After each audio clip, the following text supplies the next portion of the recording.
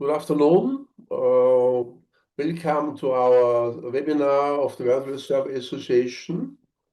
Today, the topic of our webinar is polarization and modernization on a global scale. The distinguished presenter of today is Professor Francesco Rigoli. Francesco is a social scientist based at City St. George, University of London. His research is focusing on exploring the mental processes engaged in important cultural phenomena like ideology, religion, social media, and cultural evolution. So Francesco will talk about 25-30 minutes, and then we have a question and answer session. Okay, Francesco, the floor is yours. Please go ahead. Brilliant. Thanks a lot for the introduction, and thanks for inviting me. It is a real pleasure to have the opportunity to present my work in this context. So the title of my presentation is Polarization and Modernization on a Global Scale, which is based on a paper I published recently in Cross-Cultural Research. All details can be found there for those of you who are interested. This slide shows you some of the books published recently where the title includes the word polarization. This is based on a Google search, and it's only a subset of the results that I could find. And this is just to highlight how strong is the interest both in academia and within the general public on this topic. There's a lot of research, and this research, of course, has provided great insight. However, an important limitation of this research is that it has focused primarily on the West, chiefly on the US. Now, this is problematic for various reasons.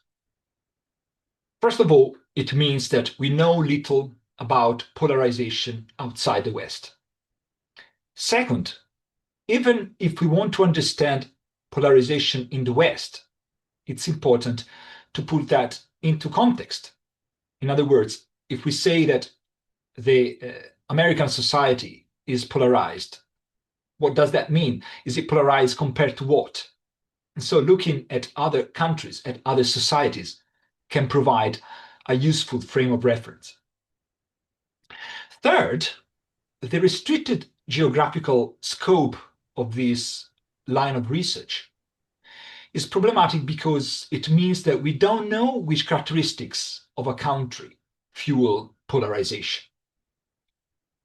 So there are these important limitations, and in order to address them, it's important that research on polarization enlarges the scope to multiple countries, ideally to the entire world.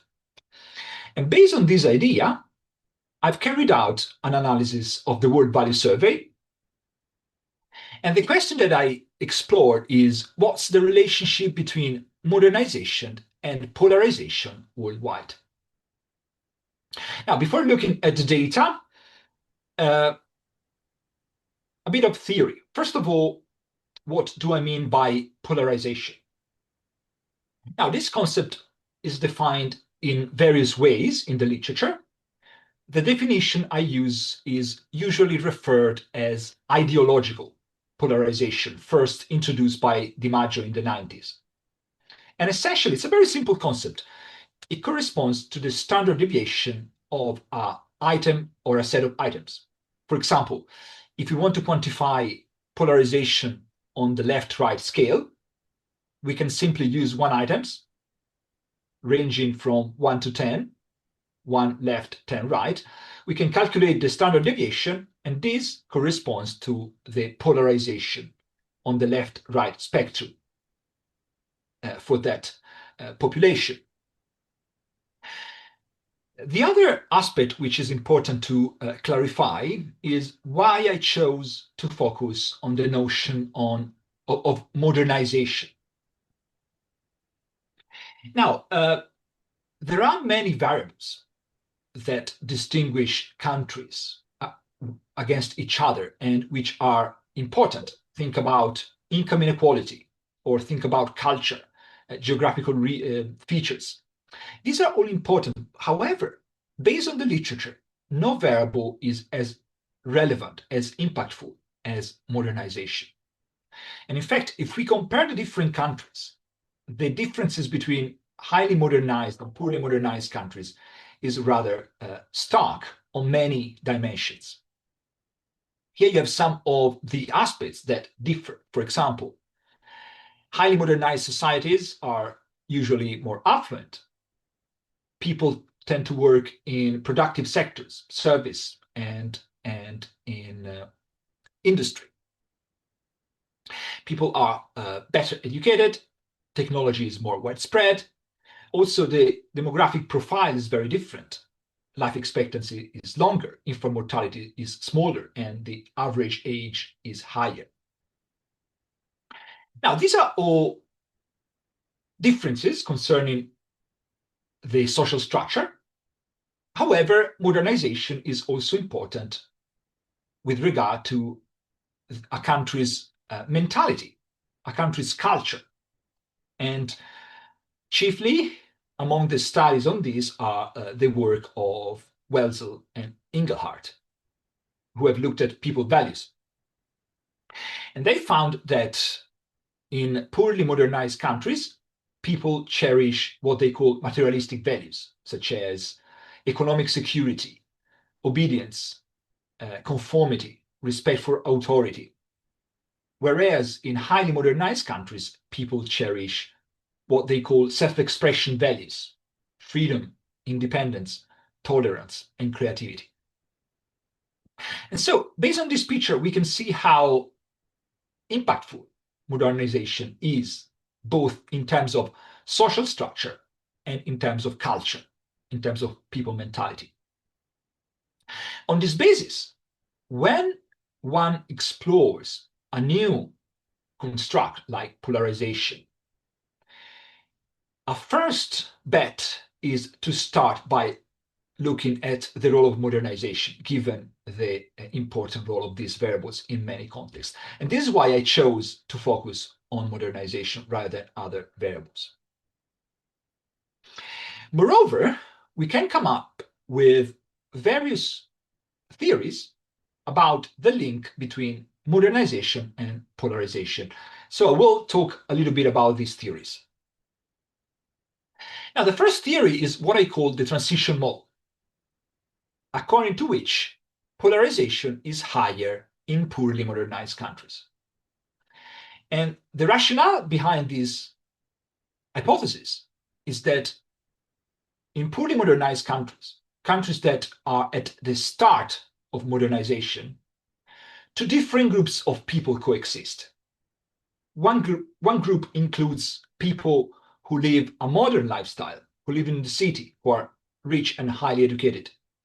And the other group includes people who live a pre-modern lifestyle, who are poorly educated, poor, and who live in the countryside. Now, according to this perspective, the coexistence of these two very different groups lead to a cultural clash between a culture rooted in tradition and a culture looking forward to modernity. And this cultural clash, in turn, would lead to higher polarization. And this is why this model, the transition model, asserts that polarization is higher in poorly modernized countries. However, we can follow an alternative line of reasoning that leads to the opposite prediction. This theory, which I call complexity model, asserts that polarization is higher in highly modernized countries. And here the idea is that as modernization progresses, social complexity grows. For example, the division of labor becomes more specialized. Consumption patterns become also more specific.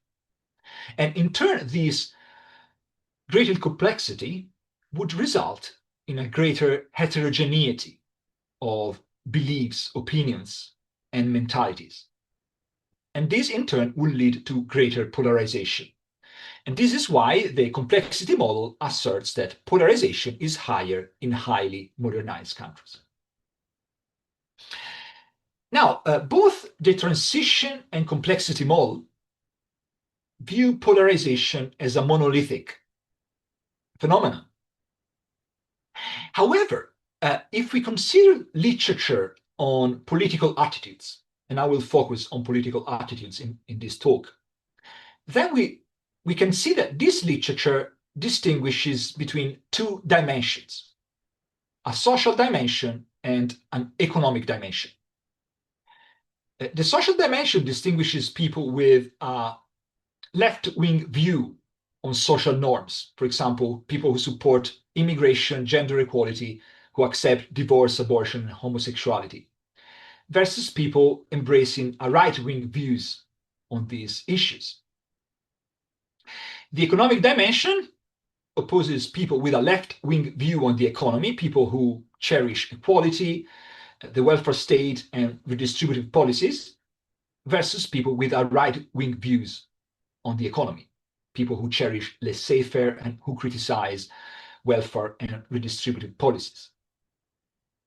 Now, if we acknowledge the existence of these two different dimensions, then we can hypothesize that the link between modernization and polarization varies across dimensions. And this idea is one that I called reorientation mode.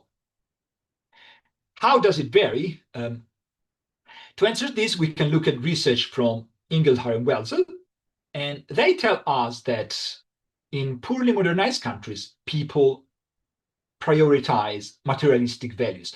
Now, we can draw a parallel between materialistic values and the economic dimension. And according to this, we can hypothesize that for the economic dimension, polarization is higher in poorly modernized countries, simply because the economic dimension is more salient in poorly modernized countries. Using the same logic, Wells and Inglehart tell us that self-expression values are prioritized in highly modernized countries.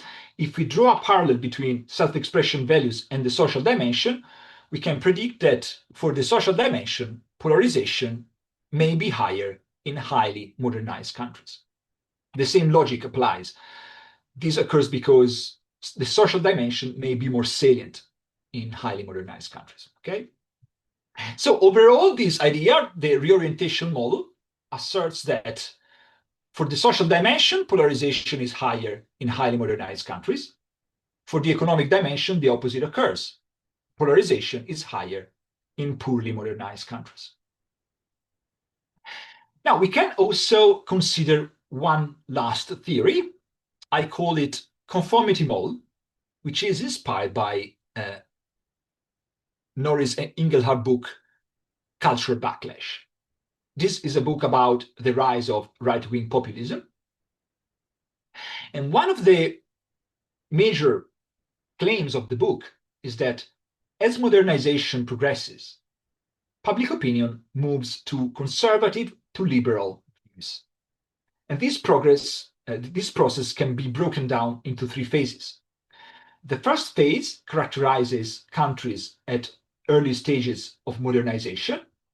And here, public opinion is predicted to cluster around conservative views.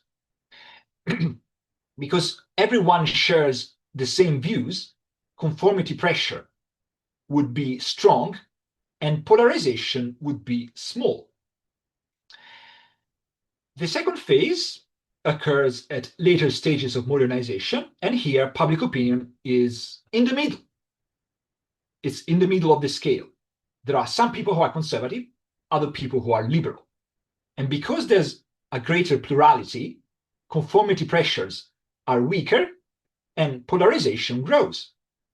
And according to the theory, this is the condition applying to modernized countries today. Now, this theory also makes prediction about what will happen in the future if the same trajectory continues, the prediction is that in highly modernized countries, public opinion will move towards liberal views. Once again, conformity pressures will be strong and polarization will diminish. Now, if we apply this idea to the contemporary world, the conformity model predicts that polarization will be higher in highly modernized countries.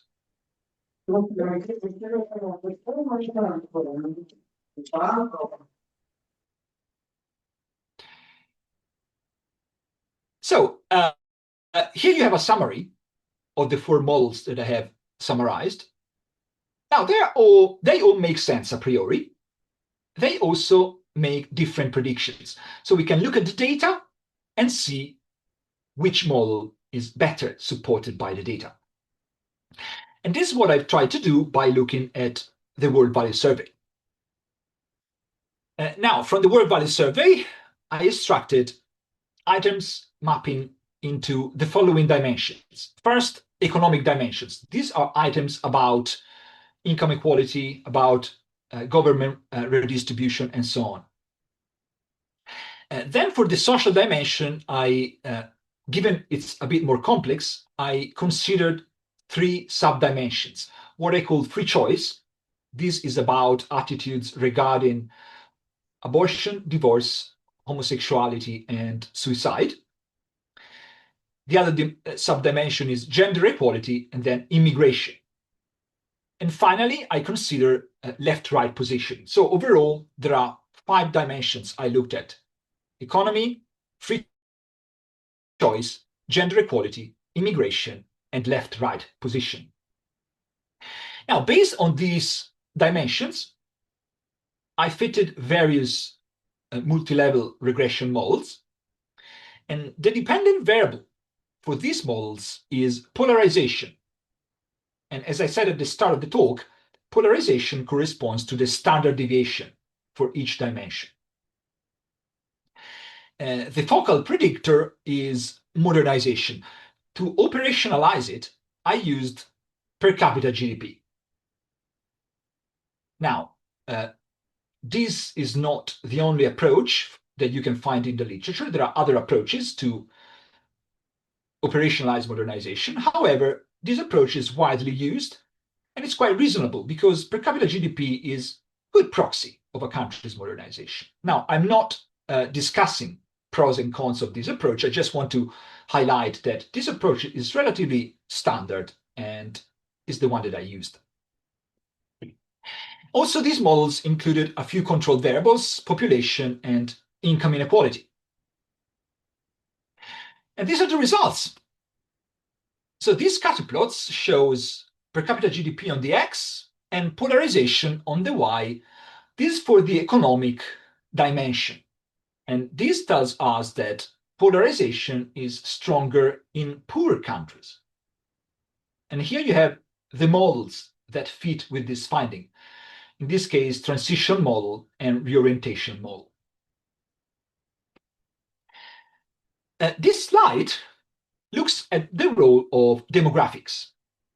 And what I did here, for each country, I fitted a regression model of the economic dimension, having sex, age, education, and income as predictors. I extracted the regression coefficient, and I plot the results here. For example, take the scatter plot on the bottom left about education. On the X, we have per capita GDP. On the Y, we have the B for education. This captures the effect of education on the economic dimension. And what we can learn here is that in the vast majority of countries, the B for education is negative. That simply means that highly educated people are more right-wing on the economy. The second thing that we can learn here is that this effect is stronger in poor countries. In other words, the education divide is stronger in poor countries. The division between highly and poorly educated on economic matters is greater in poor countries. And this is quite interesting because it helps us understanding why polarization is higher in poor countries. Partially, this occurs because the education divide is greater in poor countries.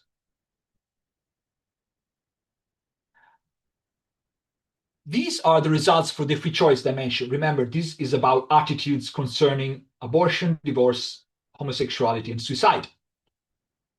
And now, polarization is greater in rich countries. So the opposite pattern emerges. If we look at the role of demographics, we can see that the divide regarding sex, age, and education is greater in rich countries on free choice matters. Once again, consider education. This scatter plot here on the bottom left tells us that the B for education regarding free choice usually is positive. This simply tells us that highly educated people are more left-wing, are more liberal on free choice matters. The second thing that we can learn here is that this effect is stronger in highly modernized countries. In other words, the education divides on free choice matter is stronger in rich countries. And an analogous effect emerges for sex and age. Also, the sex divide is stronger in rich countries, and the age divide is stronger in rich countries with regard to the free choice dimension. These are the data for gender equality. And now the pattern is like the one for economics. Once more, polarization is greater in poor countries. I will skip that. And these are the data for immigration. Once more, polarization is greater in poor countries, which is quite interesting and surprising somewhat, because we tend to think that immigration is particularly divisive in the West, for example. But it doesn't seem to be the case, or at least it doesn't seem to be as divisive as in poor countries. And these are the data for left-right positioning, which is a sort of broader dimension. And once more, polarization is higher in poor countries. So this table evaluates the different modes vis-a-vis the data. First thing that we can learn from this table is that none of the models explain everything. Some dimensions are not explained by all models. The second thing that we can learn here is that the transition model, the model that predicts higher polarization in poorer countries, is the one that works best. Indeed, we see higher polarization in poor countries for economy, gender equality, immigration, and left-right positioning. So for most dimensions, poor countries seem to be more polarized. However, the free choice dimension is an exception. Here, rich countries are more polarized. And so the transition model fails in this instance. However, all other models can explain the free choice domain. So perhaps we can rely on one of these three models to explain the free choice domain. But which one? Which of these three works best? And to answer this question, we can look at some of the specific predictions arising from the conformity model. The conformity model, remember, is the one inspired by Cultural Backlash book. And it claims that public opinion at an early stage of modernization is clustered around conservative positions, and polarization is small. Whereas in richer countries, public opinion is around the middle of the scale and polarization is large. Now, this picture makes some specific predictions that we can test by looking at these scatter plots. Let's look at this scatter plot on top. Here we have per capita GDP on the X, and then we have the average score for the free choice dimension. Note that this is the average score for each country. It's not the level of polarization. Polarization is the standard deviation, whereas here we have the average. What we can see is that richer countries are more liberal on free choice matters compared to poor countries, which is in line with the conformity model. We can test another thing from this scatter plot. Now, the free choice dimension is measured on a scale ranging from 1 to 10. So the intermediate score here is 5. According to the conformity model, rich countries should have an average score which is close to 5. If we look at these scatter plots, we can see that this is indeed the case. The average score in rich countries is closer to 5 compared to poor countries. Once again, supporting the conformity model. To test this model, we can also look at the scatter plot on the bottom. On the x-axis, we have the distance between the average score, 5, between the average score and the intermediate score, 5, okay? So if the average score is equal to the intermediate score, then the value on the x here is 0. If the average score is far away from 5, the value on the x is higher. On the y-axis, we have polarization.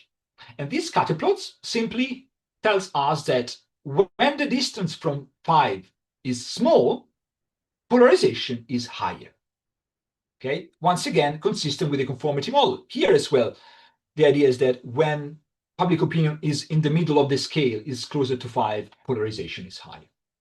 So overall, the data support the conformity model in the context of the free choice domain. Now, when I look at these scatter plots for other dimensions, for the economic dimension, for the immigration dimension, the conformity model didn't really work there. So the conformity model works well only in the free choice dimension. So overall, what do the data tell us? The data suggests that we should integrate the transition model and the conformity model. The transition model seems to work quite well most of the time. Remember, this model asserts that polarization is higher in poor countries. And the model makes this prediction because the idea is that people living a pre-modern lifestyle live side by side people living modern lifestyles in poor countries, and this leads to greater polarization. So the transition model works quite well everywhere except in the free choice domain. Here, the conformity model works quite well. And the conformity model asserts that in poor countries, public opinion is conservative and polarization is small. In rich countries, public opinion is in the middle of the scale and polarization is high. Okay, thanks for listening. And I'm open for discussions and questions now. Thank you very much, Francesco, for this very interesting study on worldwide survey data. We see that many disciplines using them, and I'm very pleased to have these interesting results. Okay, now we have an open Q&A session. If you want to ask a question, either you can do it directly or you can write in the chat. So who wants to go first? We have a good audience today, more than 25 people. All right, I have to look if there's any raising hand.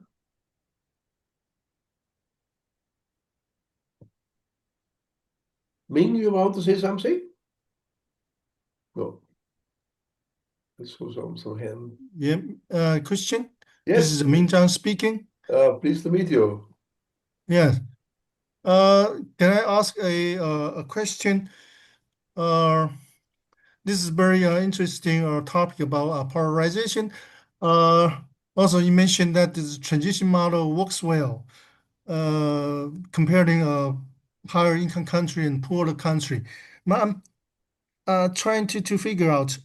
It seems to me that the data you have, the way you analyze the data, you put them in a cross-sectional uh, model rather than tracing tracing the value of certain elements. For example, pro-choice. If you trace a country in their changes of pro-choice, do you have the same conclusion? For example, if you trace for example, Nigeria or Korea or America, do you find any long-term trend that support your hypothesis?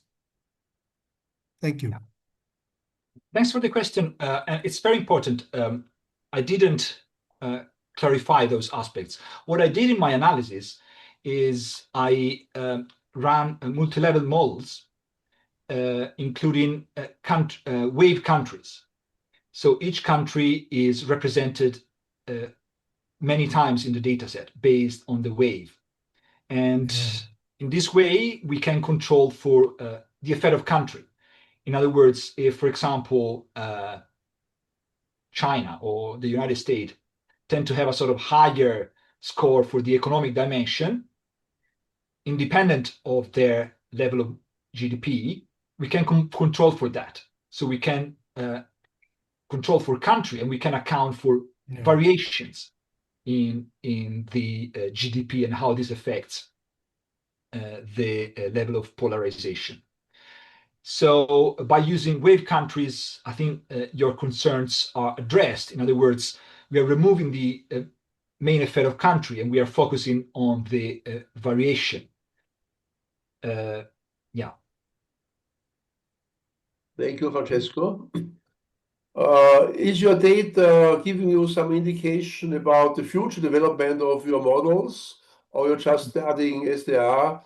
Is there any over time trend which you can see in your models, which gives us some scenario where the way will go in the future?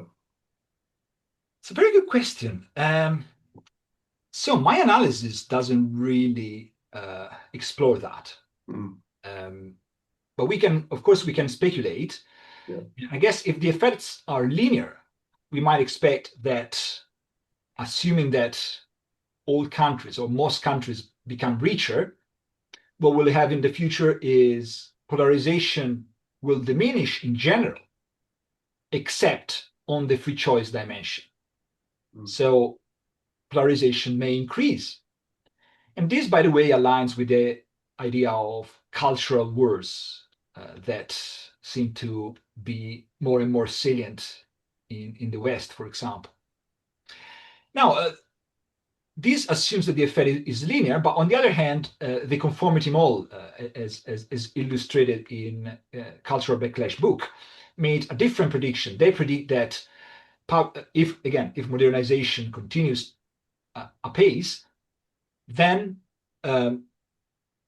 public opinion will converge on liberal positions and polarization will diminish. In other words, according to this framework, the high level of polarization on the free choice dimension may be a temporary fact, and in the future, this may diminish. Yeah, I don't know what will happen, to be honest. Okay, thank you. We have two next question, Birgit Hoffmann and then Plamen Argaski. Thank you very much. I wonder about this scale, the left-right positioning.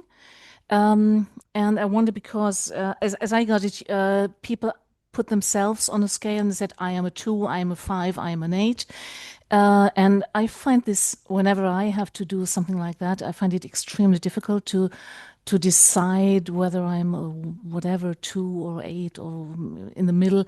And because I think that left-right certainly means very different things in different countries. Like in the US, you're probably left before you're left in Sweden. And then again, left and right also is a matter of different things, different questions, different problems you think about. You might be more right in one question and more left in another question. So how do you deal with that when you work with this scale? Yeah, well, it's a very important question. I think in general, it stresses, I think, the limitation of this type of data. And I think this limitation is real and should be acknowledged. On the other hand, it's the only way that we have really to look at the world as a whole and make a comparison. So I think that this is still the best option to address such important questions. Now, I think with regard specifically to left, right, uh, I think that it's true that the meaning of left and right is very context dependent, varies a lot from country to country.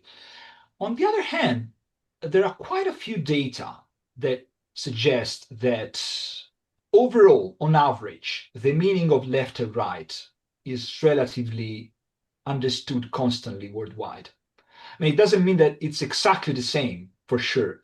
But for example, going back to the distinction between economic and social dimensions, pretty much everywhere, being left wing on economics predict whether you will write left on the left right scale. The same, being left wing on free choice matters, being left wing on social dimension predicts whether you will write left on the left right scale. So it seems to be a relatively universal thing. Again, there's a lot of noise, there's a lot of variability, but overall, that seems to be true. I mean, you don't see, say, many countries where the meaning of left to right is completely different. The other thing is that I agree, it's a limited question. It provides only limited insight, and therefore it's important to integrate it with more specific aspects. And this is why I included the economic dimension, the free choice dimension, gender equality, and so on, because it gives you an idea what's going on specifically for the different dimensions rather than only for a sort of broader and unspecified left-right dichotomy. Thank you. The next speaker is Plamen and then Sarah Bradley. Plamen. Hi, thank you for sharing this really fascinating study, Francesco. I wanted to ask you about the choice of word that you made regarding polarization. So why exactly polarization? Because to me, polarization implies that there is a rather bimodal distribution. You know, that there are like two camps that are on quite different positions. But what you measure and what you even illustrate in your presentation seems to be just dispersion or heterogeneity. Do you think that would be perhaps more accurate words? And yeah, I understand that polarization is quite catchy, as you show. There are so many books and everyone is talking about polarization. But in terms of precision, would polarization be the most accurate word? Well, it's a good question. And polarization is a sort of like one of those words that everyone uses in different ways. And if you look at one of the first empirical studies on this concept done in the 90s by DiMaggio, the way they use polarization is how I used it. So in the literature, it's very common. I would say is the standard definition of polarization to look at the standard deviation. I agree that the name and the operational and the way of operationalize this name are not perfect, but in the technical literature, this is how you operationalize polarization usually. Now, said that, there are other ways to operationalize polarization, and they are different in the sense that they capture different aspects of the phenomenon. For example, you have sorting, which is about whether public opinion is sorted. In other words, whether, for example, if you have left-wing opinions on the economy, you also tend to have left-wing opinions on free choice and gender equality, or whether the different dimensions are more orthogonal with one another. So that would be another measure of polarization that you can find in the literature. Or you have the notion of affective polarization. So whether people from one party view the opposite party negatively. So there are different ways to operationalize this construct. They are all interesting. The one that I've used is relatively standard. Okay, thank you very much. The next question is on chat by Sarah Brioli. Sarah says, very interesting. Did you find any correlation between the speed of change towards modernization on the one hand and the speed of change towards polarization?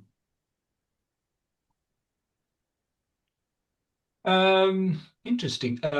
So I didn't look at stuff like economic growth. So in my model, I didn't have that. I think that would capture speed of change in modernization. So I would say that is more about, my analysis is more about whether the GDP right now, whether modernization right now is linked with polarization right now, rather than whether the speed of change, for example, whether a country that has grown more is more or less polarized. And I mean, in general, it's quite interesting that there's not much. There's only my study and another two that have looked at polarization on a global scale. So I think there are so many open questions, and this question is definitely a good one, I think. Thank you, Francesco. So we have still 10 minutes. Who gives the next question?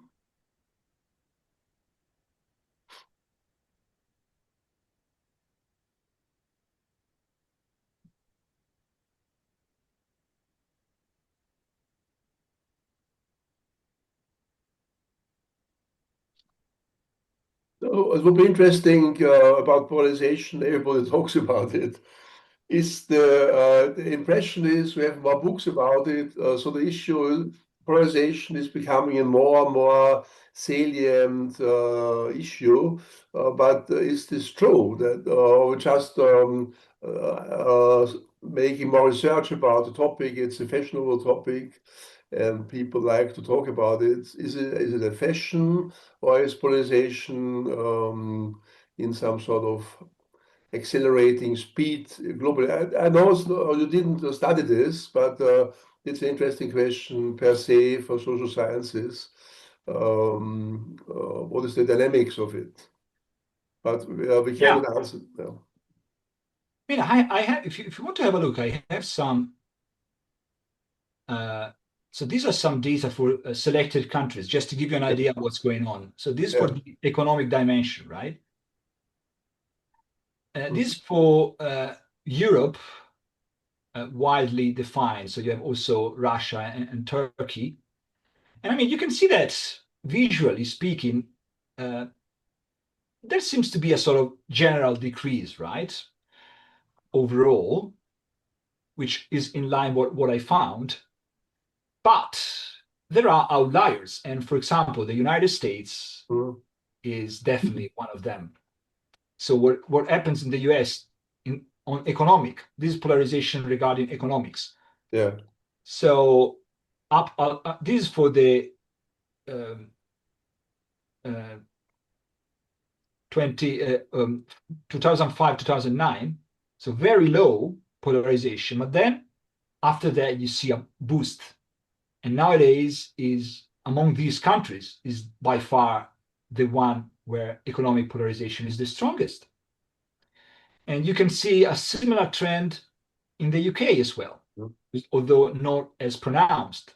Once again, 2005, 2009, virtually almost no polarization. Everyone agrees on the economy. Yeah.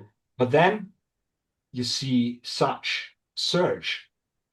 So this suggests the US, by the way, I mean, there's a lot of research about polarization in the US. There's a lot of talk, and polarization is probably behind many events, many political events in the US.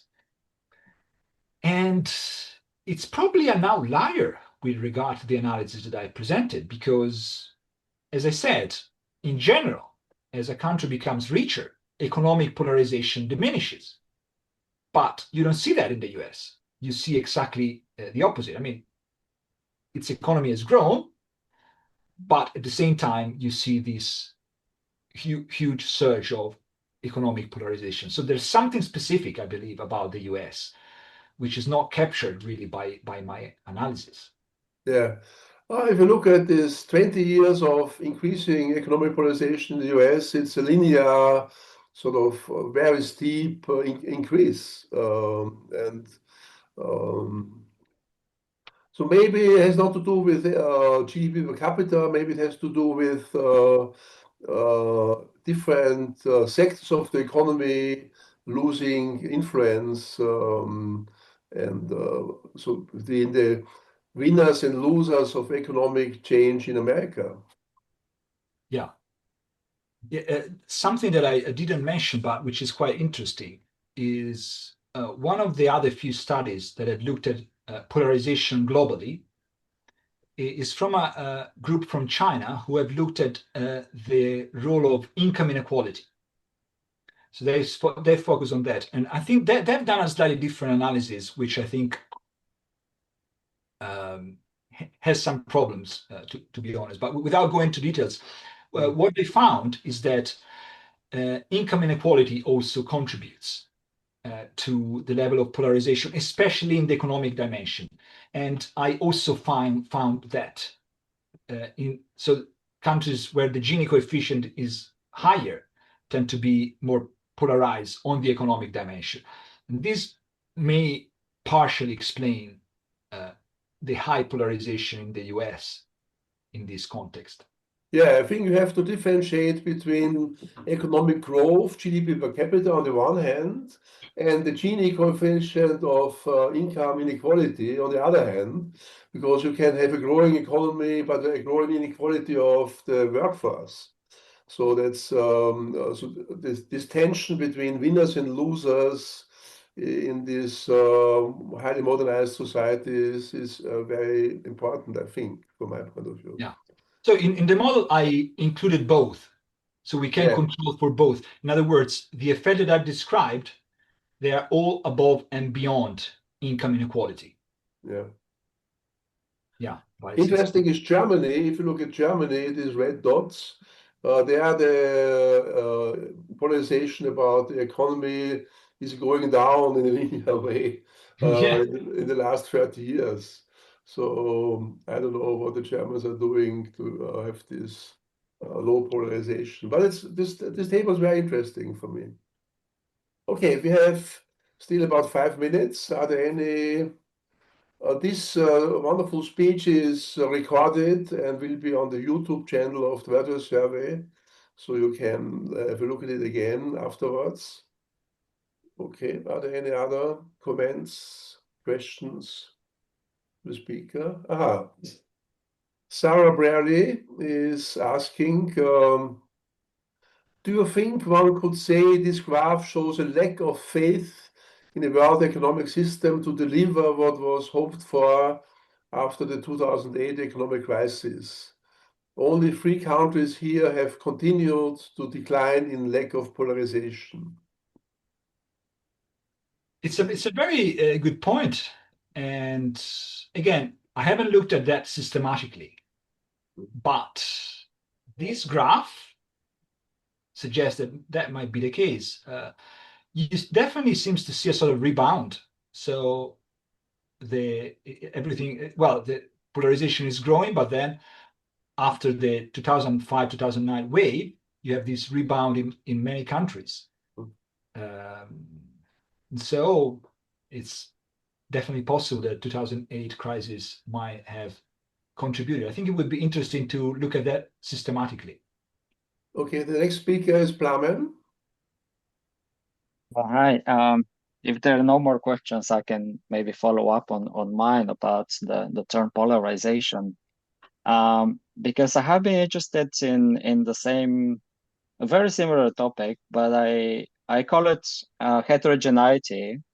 And when I review the literature, heterogeneity has been operationalized in exactly the same way in the past using standard deviations.